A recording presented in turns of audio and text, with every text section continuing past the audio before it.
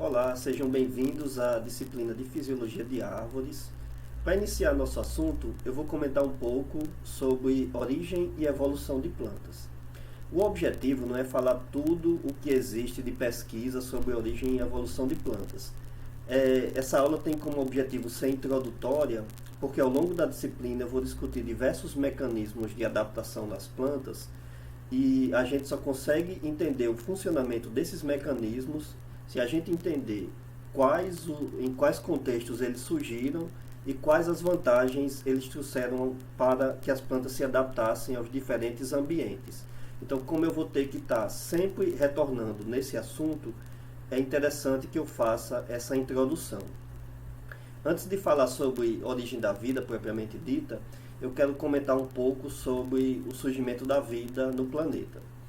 Então, o sistema solar se formou a partir de uma nuvem contendo gases e poeira que, a partir de um determinado momento, ela começou a se condensar e a maior concentração de matéria começou a ser atraída para a parte central dessa nuvem de gases. Então aí vocês observam na sequência que com o tempo a concentração começou a ficar muito intensa e essas partículas, à medida que elas se chocavam, elas produziam calor e reações químicas.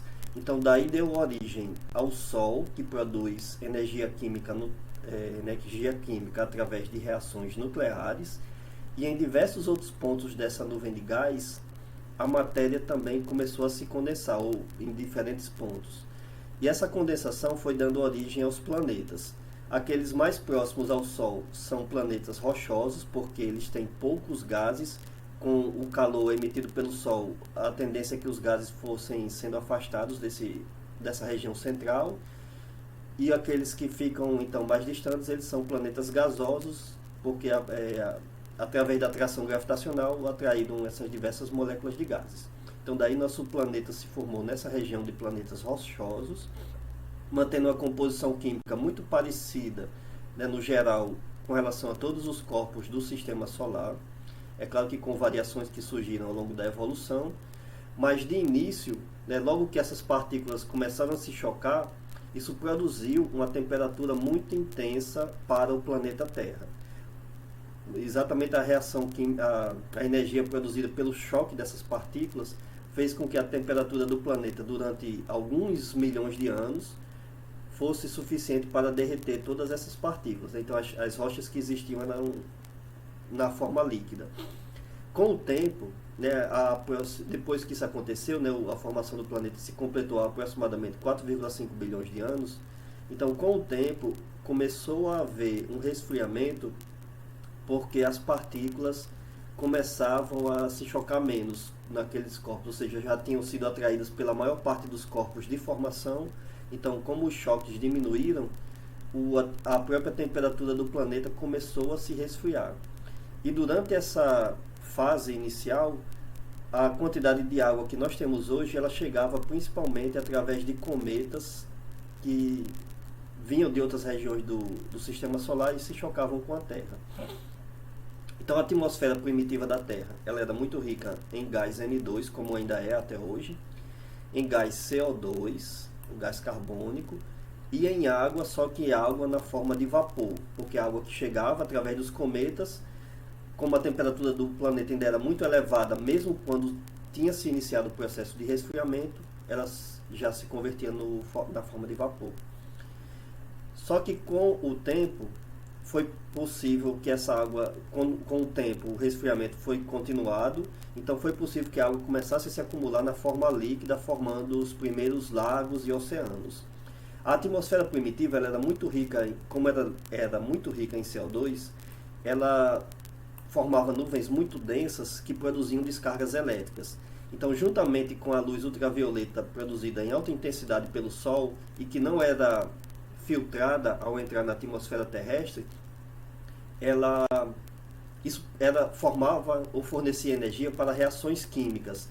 Então, nos primeiros lagos e oceanos, os compostos minerais começaram a reagir através dessas fontes de energia de luz ultravioleta e descargas elétricas e começou a formar uma estrutura ou compostos muito mais complexos que os livros chamam de caldo primordial, que são moléculas orgânicas, já muito mais complexas do que os minerais simples, e com o tempo formou uma molécula muito especial que deu origem às formas de vida, que foi o RNA, ou uma molécula muito parecida com o RNA nesse processo inicial.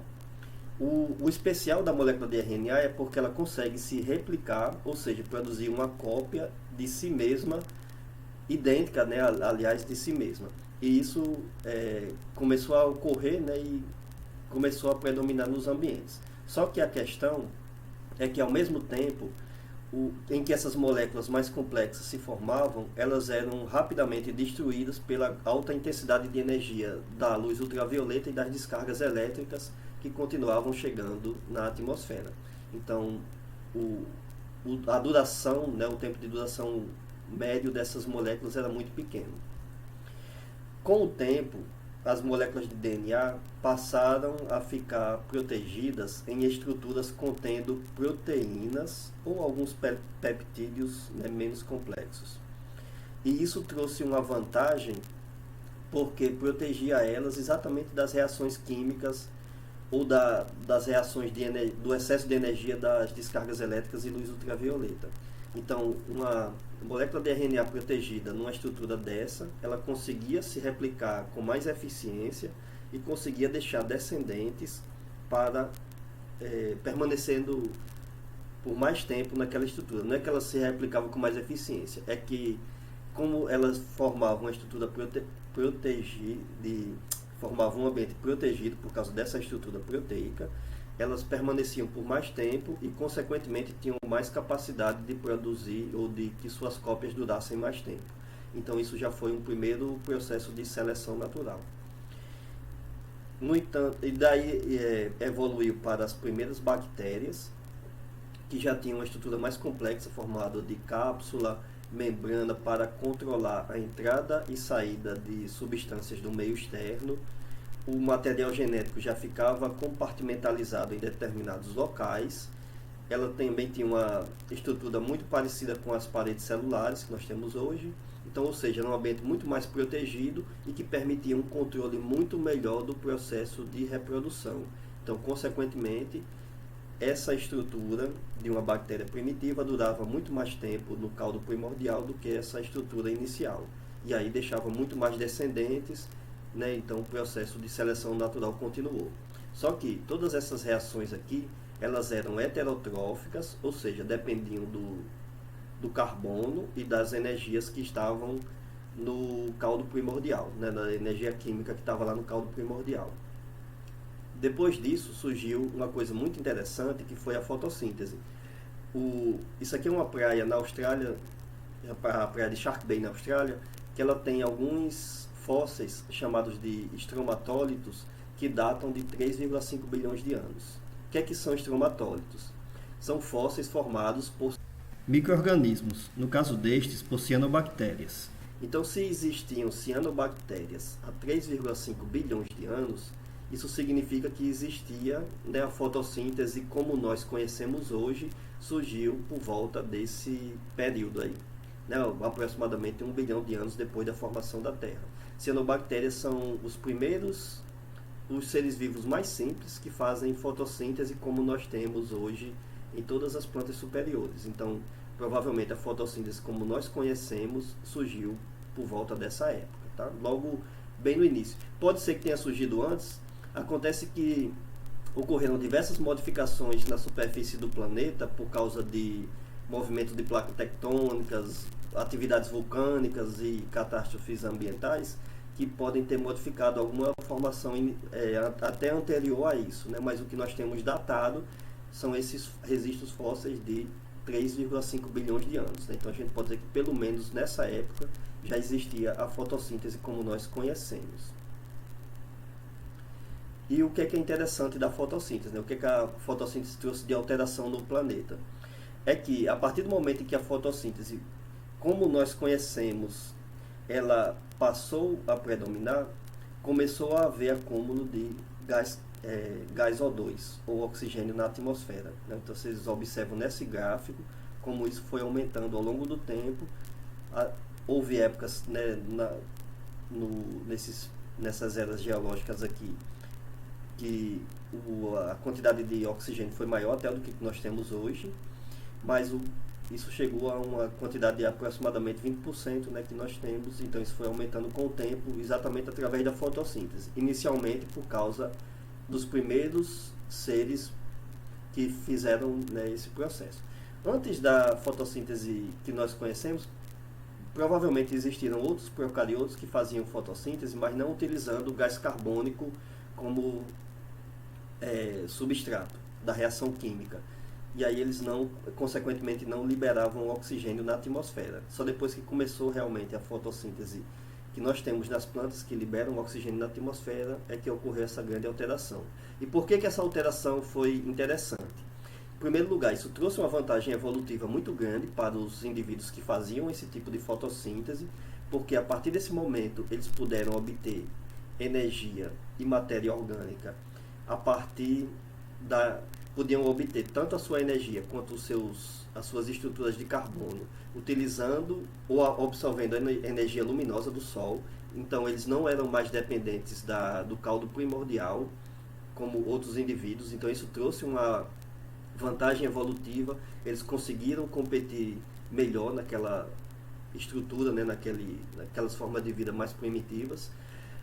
Uma outra consequência que dessa aqui não é que elas tenham produção de oxigênio, isso não trouxe nenhum benefício para esses indivíduos em si, na verdade trouxe até problemas, mas a questão é que a produção de oxigênio, ao alterar a atmosfera terrestre, permitiu o surgimento da respiração aeróbica, que ela é um tipo de respiração que é muito mais eficiente na conversão da energia química do carbono em energia para reações biológicas, né, reações metabólicas normais das células. Então isso trouxe, qualquer indivíduo que faz respiração aeróbica, ele traz muito mais capacidade adaptativa do que os que fazem respiração anaeróbica. E eu vou comentar sobre respiração, tá, ao longo da nossa disciplina, explicando em detalhes por que isso daqui acontece, mas basicamente isso trouxe uma vantagem evolutiva e permitiu o surgimento de diversas formas de vidas bem complexas, como a gente observa inclusive aqui na escala do tempo da evolução. E isso teve uma outra consequência, que é a formação da camada de ozônio. A camada de ozônio ela foi muito interessante porque ela filtrou exatamente os raios ultravioletas que estavam chegando na atmosfera terrestre e fez com que aquelas reações químicas mais complexas, que eram muito interessantes na fase inicial do surgimento da vida, elas pudessem permanecer sem ser destruídas. Exatamente porque a quantidade de luz ultravioleta, que é uma energia muito forte, ela acabava destruindo. Tá? Então os indivíduos passaram a poder sobreviver nas partes mais próximas à superfície dos lagos e oceanos, sem terem o problema de sofrerem danos na sua estrutura por causa da luz ultravioleta, como nós temos ainda hoje, né? Se a gente destrói a camada de ozônio, a gente observa diversos efeitos, principalmente mutações, né, que atrapalham a vida de diversas formas. Bom, então aí quando surgiu a fotossíntese, né, permitiu o surgimento de células cada vez mais complexas, como as eucarióticas, que nós temos em todas as formas de vidas mais evoluídas hoje em dia, ou mais complexas. E o processo de formação da célula vegetal, ele envolveu duas situações de endossimbiose, que é a incorporação de duas bactérias, né, em sequência, que auxiliaram bastante no seu metabolismo.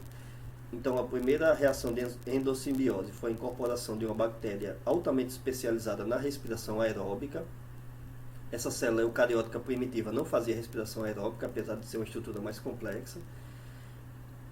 Endossimbiose significa porque uma passou a viver no interior da outra, formando uma simbiose, né? Ou seja, um tipo de relação entre espécies que traz vantagem para as duas.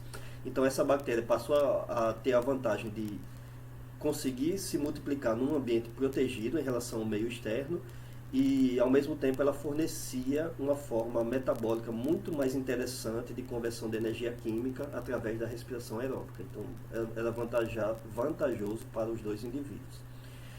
Esses tipos de células aqui que fazem respiração aeróbica deram origem a todas as formas de vida mais complexas que nós temos hoje, inclusive as multicelulares, como nós, animais. Mas durante a formação das plantas ocorreu um segundo processo de endossimbiose, que foi a incorporação de uma cianobactéria, ou seja, que fazia fotossíntese, e o processo que trazia vantagem para os dois indivíduos também, né? Então as cianobactérias passaram a conviver num ambiente mais protegido e ao mesmo tempo fornecer energia da fotossíntese para essa célula eucariótica também. Então isso deu origem às algas, que depois evoluíram para plantas que nós conhecemos hoje. E aí é o principal ponto de separação, né, dos indivíduos. Processos de endossimbiose são muito comuns durante a evolução da vida no planeta. Então a gente tem que deu origem a todas as plantas que nós temos hoje nos continentes, que eles evoluíram a partir de algas clorófitas, que são algas em que a cianobactéria passou a ter um pigmento chamado clorofila, que é um pigmento verde, então por isso que clorófita. Mas houve diversas outras alterações, né, como surgimento de glaucófitas, rodófitas e processos de endossimbiose secundária, quando uma bactéria dessa, né, ou uma célula eucariótica dessa era incorporada por outra célula eucariótica. Então isso aconteceu, até endossimbioses terciárias também aconteceram. Mas isso não é interesse da nossa disciplina, tá? A gente por enquanto fica só aqui na clorófita. Então isso só para mostrar como esse processo de endossimbiose ele é comum durante a evolução da vida. Então isso foi muito importante porque permitiu o surgimento de algas mais complexas que faziam fotossíntese e se adaptavam muito bem aos ambientes, mas a partir de um determinado momento elas começaram a formar colônias e dividir tarefas, porque uma microalga ela precisa fazer todo o seu metabolismo de forma independente. Ela tem que fazer fotossíntese, tem que absorver nutrientes minerais, tem que se proteger do meio externo, tem que se reproduzir, né? Então todas as funções são feitas por uma única célula. A partir do momento que elas começaram a fazer colônias, de forma muito parecida como está aqui nessa foto, elas passaram a dividir tarefas. Então algumas ficavam mais responsáveis pela fotossíntese, outras pela captura de nutrientes, outras pela reprodução, até formar estruturas mais complexas, como está mostrado aqui, né? Que é muito mais especializada na divisão de funções. Então isso trouxe vantagens. Essa daqui não é a sequência natural de evolução não, tá? Esses são indivíduos que existem até hoje, alguns que não formam colônias e outros que formam colônias. Mas a partir do momento que ocorreu a evolução, provavelmente ocorreu exatamente nesse sentido, em que indivíduos que formam colônias trazem vantagens evolutivas em relação a quem não faz colônia, e isso foi um passo até o surgimento das formas de vida multicelulares em algas. Então aí isso daqui é uma forma muito mais especializada de dividir funções, em que uma estrutura e não uma célula, ela passa a ser responsável pela fotossíntese, uma outra estrutura passa a ser responsável pela reprodução, outras estruturas pela fixação, né, no ambiente aquático. Então elas vão dividindo funções de forma muito mais eficiente do que quando as algas formavam colônias. Vocês observam a diferença de cores, né, que existem algas em ambientes aquáticos, porque essas diferenças estão exatamente relacionadas aos pigmentos diferentes, né, como eu comentei lá naquele slide lá das endossimbioses, tá? Mas por enquanto a gente fica só com as algas verdes ou clorófitas que deram origem às plantas. Mas no ambiente aquático, a competição por luz ela é muito mais complexa porque ela envolve seres com pigmentos diferentes. Eu comento mais um pouco sobre isso lá em fotossíntese. Então, uma outra coisa muito interessante, quando os seres multicelulares as algas multicelulares passaram a evoluir, foi a capacidade que elas adquiriram de formar estruturas de sustentação. Porque no ambiente aquático, os indivíduos eles passam a ficar muito sujeitos à variação no fluxo de correntes. Então, em algumas situações, eles podem ficar em um local muito próximo à plataforma continental, que é um local que tem mais luz porque ele não é muito profundo. Então eles vão ter uma tendência de fazer mais fotossíntese nessa região.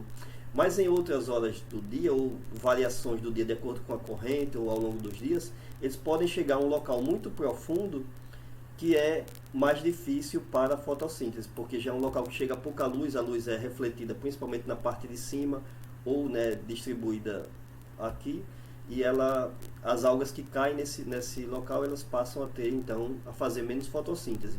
Ou seja, é uma situação que elas não poderiam controlar e que elas ficavam, então, na dependência de ter uma fotossíntese mais eficiente se, por acaso, fossem levadas para o local em que a água é mais superficial, ou ter uma fotossíntese menos vantajosa ou menos eficiente se elas estivessem num local mais sombreado, né, mais afastado da luz.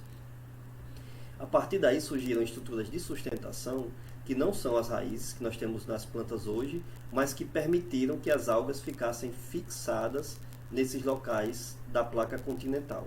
Então isso trouxe uma grande vantagem evolutiva, porque elas passaram a poder conviver nesse ambiente, tá? A poder sobreviver nesse ambiente da placa continental. E aí elas poderiam se fixar exatamente no local em que chegava mais luz, em que podia fazer mais fotossíntese. Essas estruturas de sustentação, elas ainda estavam responsáveis pela absorção de nutrientes, como nós temos nas raízes das plantas hoje, e as partes que ficavam expostas ao ambiente aquático, elas, além de fazer fotossíntese, né, ou seja, capturar energia luminosa e converter isso em energia química, elas também estavam envolvidas na captura de nutrientes que estavam circulando nos oceanos. Hoje existem plantas ainda que fazem a absorção de nutrientes pelas folhas. Eu vou comentar isso lá em nutrição mineral, mas isso não é uma coisa muito comum dentro do reino vegetal, né? São situações que existiam nas algas, por causa que elas evoluíram em um ambiente aquático e que de alguma forma ainda existem em plantas, mas não de forma tão eficiente ou tão necessária como era nessa fase inicial da evolução. Então essa aqui é a separação, né, que ocorreu exatamente entre algas verdes e plantas, que foi quando as plantas passaram a colonizar os ambientes terrestres. Então vocês imaginam que cada vez mais as algas quanto mais próximo ou quanto mais rasa a água, maior é a quantidade de luz disponível para a fotossíntese. E até chegar no ambiente terrestre, então foi só um passo ao longo da evolução, porque aqui sim é que vai ter muito mais luz, porque nenhuma luz vai ser refletida pela água. Então esse foi o passo que permitiu a separação de plantas e algas ao longo da evolução, né, a saída exatamente do ambiente aquático. E a saída do ambiente aquático trouxe diversos desafios para as plantas que estavam surgindo ali. A primeira delas foi se habitar a um ambiente completamente diferente do ambiente em que elas evoluíram, porque aqui não era mais um ambiente submerso à água. Então elas tinham que enfrentar situações de falta d'água, mesmo sendo um ambiente muito úmido, ainda muito próximo aos oceanos, mas iriam existir horas do dia, quando a maré baixasse, né, em que elas estavam predispostas à falta d'água. Então elas precisavam desenvolver mecanismos de manter as células vivas, mesmo sem estarem submersas. E aí, o primeiro grande processo de evolução foi o surgimento dos tecidos condutores, já que nas algas o transporte era de célula a célula. A partir do momento em que as plantas tiveram que se adaptar ao ambiente terrestre, aí elas tiveram que desenvolver tecidos mais especializados no transporte, porque a partir desse momento tinha que ter um transporte muito mais eficiente de água e de nutrientes minerais do solo para a parte aérea, para manter essa folha sobrevivendo e funcionando num outro ambiente. E ao mesmo tempo, por ser um ambiente mais propício à fotossíntese, ela tinha que manter a parte que fica abaixo do solo funcionando também. Tá? Então, ela tinha que a energia na forma de compostos de carbono produzida nessa região, ela tinha que ser distribuída de forma eficiente até a parte que fica abaixo do solo. Então surgiram os primeiros tecidos condutores, ainda existem hoje, né, em alguns músculos, que são hidroides, que levam água da parte de baixo até a parte aérea para manter as folhas funcionando metabolicamente. e surgiram os leptóides, que eles são tecidos que transportam açúcares que vêm da fotossíntese até as raízes para mantê-las funcionando também.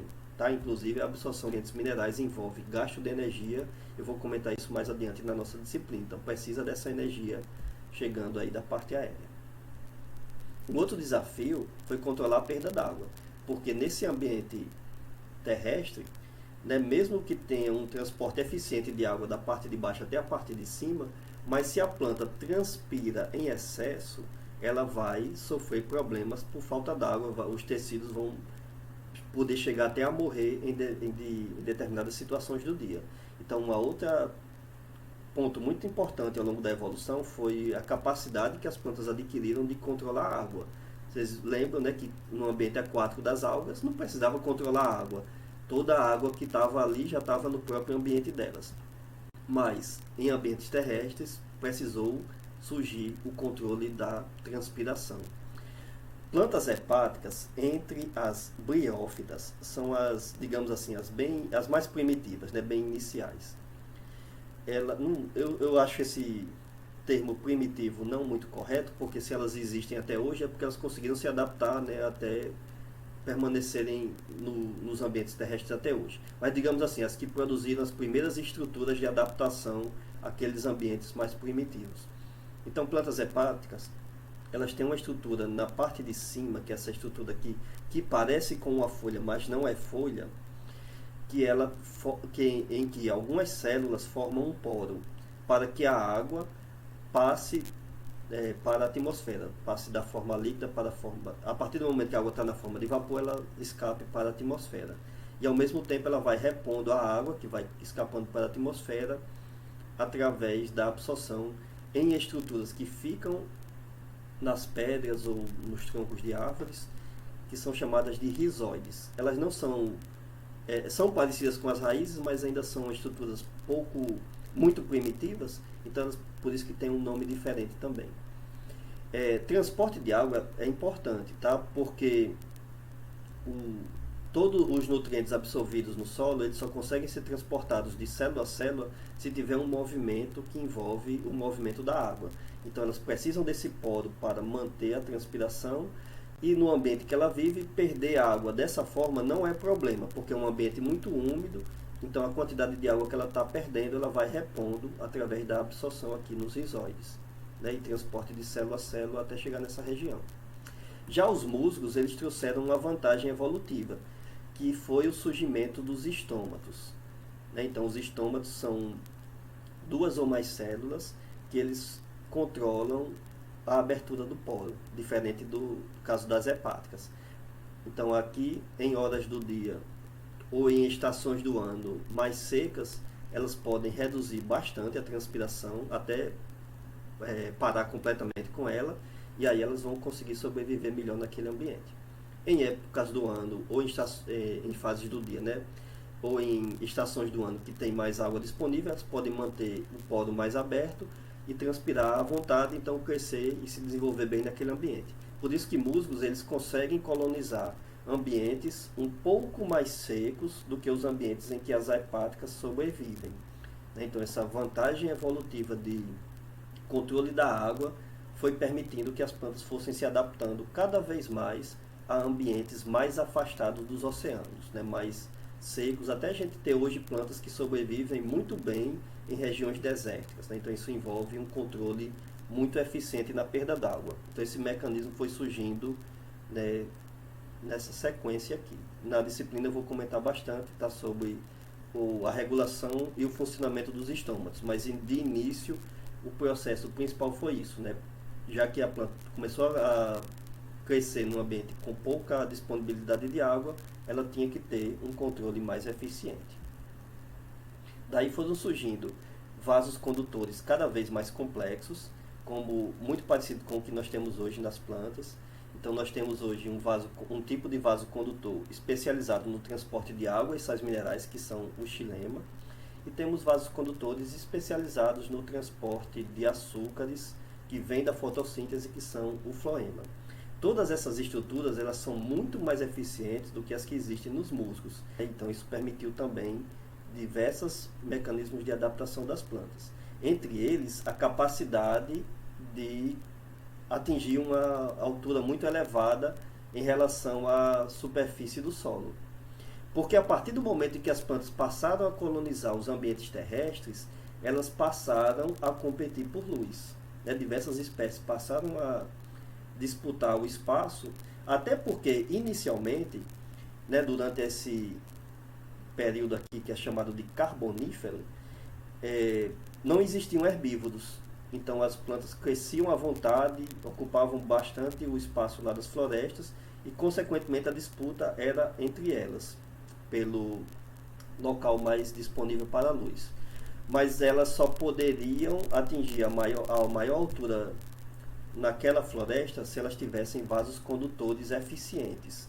Então, qualquer espécie que tivesse vasos condutores eficientes poderiam ocupar o espaço em que tem mais luz, então poderiam fazer mais fotossíntese, em consequência as outras ficariam sombreadas. Só que para fazer fotossíntese de forma eficiente, elas precisariam manter as raízes lá abaixo do solo funcionando.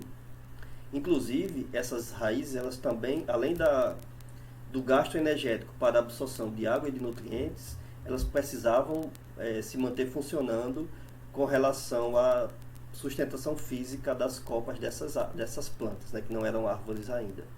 Então isso envolve gasto energético, tá? Elas tinham que gastar muita energia para isso.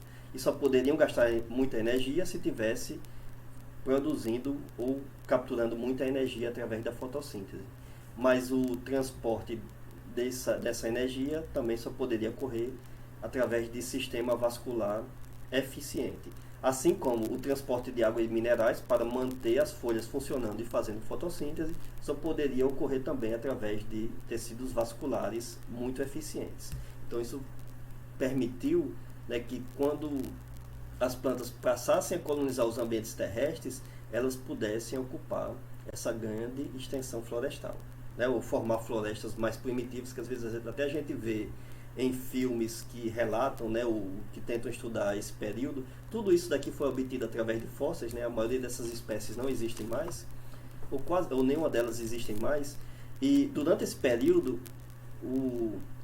a fotossíntese foi tão intensa nos ambientes continentais que foi aquela fase em que o oxigênio chegou a um nível muito elevado e permitiu inclusive o surgimento desses insetos bem parecidos com as libélulas que nós temos hoje, que são muito grandes. Porque como tinha muito oxigênio, eles poderiam fazer muita respiração aeróbica, né, manter um corpo muito grande ali naquele ambiente. Mas não eram herbívoros ainda, né? Então aí as plantas predominavam e cresciam à vontade nesse período. É nessa fase também que surgem os principais combustíveis fósseis que nós usamos até hoje, né, que vem do petróleo e do gás natural, exatamente porque essa biomassa acumulou em grande quantidade. E sempre que ocorria catástrofes ou alterações nos movimentos das placas tectônicas e essas florestas ficavam submersas, essa matéria orgânica foi, né, se transformando nos combustíveis fósseis que nós temos hoje, né, que nós exploramos hoje. Mas tudo isso, né, só foi possível pelo surgimento de tecidos condutores altamente eficientes para formar esse primeiro tipo de floresta mais complexa predominando nos continentes. Um outro passo na sequência da evolução foi que, como a disputa por luz continuava naqueles locais, então as plantas passaram a desenvolver cada vez mais estruturas mais resistentes para manter, né, a copa. Porque quanto mais galhos uma planta pode ter lá em cima, mais ela vai poder fazer fotossíntese, mas em consequência ela vai está sujeita a um peso maior. Até porque esse ambiente mais alto das florestas é onde ocorre a maior intensidade de ventos e então, consequentemente, o tronco, né, todo o caule ele precisa ser muito resistente. Então daí surgiram a madeira que nós temos hoje, que os engenheiros florestais exploram economicamente, mas ela surgiu através de formação de tecidos cada vez mais resistentes para manter a copa funcionando. Isso daqui é uma sequoia e existem algumas delas que chegam a 100 metros de altura. Tá? Então, transportar água e nutrientes de forma eficiente da raiz, né, que muitas vezes vai estar numa profundidade muito maior ali no solo, até a parte aérea, para manter essas folhas vivas e fazendo fotossíntese, é um processo muito complicado do ponto de vista físico. Tá? Isso envolve uma tensão muito elevada, muito maior do que qualquer estrutura biológica poderia pensar, né? É claro que a estrutura biológica não pensa, né? Mas digamos assim, qualquer estrutura biológica poderia enfrentar durante as fases iniciais da evolução. Né? E isso só foi possível a partir do surgimento de células muito resistentes, paredes celulares muito resistentes. Eu vou comentar um pouco sobre isso quando eu falar sobre relações hídricas em plantas. E então, para manter isso aqui funcionando. E é claro que tem que ter um transporte também de açúcares até essa raiz que está numa profundidade muito grande, funcionando também. Além de que, né, isso envolvia outras situações cada vez mais difíceis, como o controle da perda d'água tinha que ser muito mais eficiente, ele não poderia mais depender da disponibilidade de água na atmosfera, porque a atmosfera aqui em cima na floresta, ela é diferente da atmosfera de baixo da floresta. Então as plantas elas teriam que regular a transpiração de acordo com a disponibilidade de água no solo. Então isso envolveu também mecanismos complexos do controle da transpiração, né, que eu também vou comentar mais adiante. E um passo adicional ao longo da evolução foi o surgimento de plantas com estruturas cada vez mais complexas envolvidas na reprodução. Então aí a gente tem o surgimento de plantas com flores, né, mais chamativas para atrair polinizadores, formação de frutos para proteger sementes e facilitar a dispersão, né, todas estruturas muito complexas que vocês veem isso em algumas disciplinas do curso, porque a parte de troca de material genético ela é muito importante para diversas adaptações das plantas de acordo com variações ambientais. Eu vou discutir isso também quando eu falar sobre diversos processos fisiológicos em plantas, mas aí isso é digamos assim, uma situação que surgiu mais recentemente ao longo da evolução. E eu vou discutir também a parte de reprodução, um pouco, né, da parte de reprodução na nossa disciplina. Bom, então era basicamente isso que eu tinha para falar. Muito obrigado pela atenção. Como eu falei, não tem como objetivo aqui falar tudo sobre origem e evolução de plantas. A gente vai discutir muito mais ao longo da nossa disciplina. Isso aqui vai servir como base, porque como eu falei, ao longo da disciplina eu vou discutir diversos mecanismos de adaptação e a gente só consegue entender o funcionamento desses mecanismos se a gente entender por que eles surgiram ao longo da evolução e como isso trouxe vantagens para as plantas. Então, até a próxima.